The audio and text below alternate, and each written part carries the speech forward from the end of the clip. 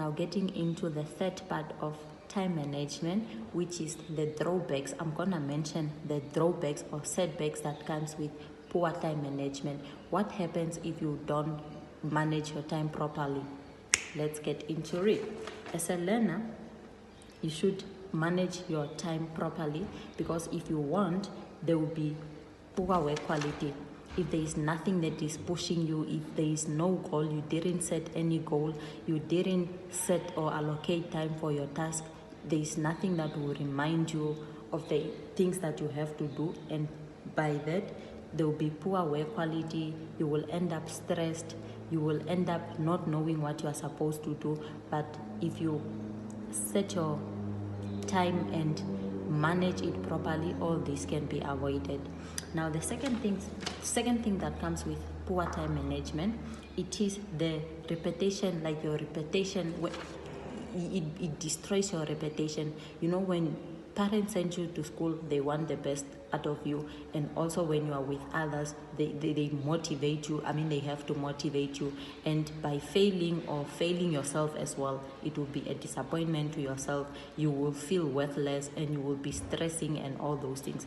And to avoid this, you have to plan your time properly, you have to manage your time properly, you have to follow your schedules, you have to follow your planners, your year plan or your day plan or your weekly schedule, to avoid all these things.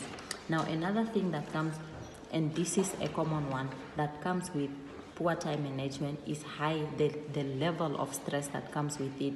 At the end of the day, if you haven't achieved your goals, if you haven't done anything productive, you will be stressed. The examination is around the corner, you still have too much content left for you to finish, and other people are already done, they are relaxing, you haven't rested enough. You will really be stressed, and the last minute things will stress you even more. So to avoid all this, you have to manage your time properly, you have to follow your weekly schedules, you have to set reminders, you should keep motivated, you should always think of your goals, and by doing all this, you will avoid all this. Everything will run smoothly, you will pass your exams with no stress, no sweat, everything will run smoothly.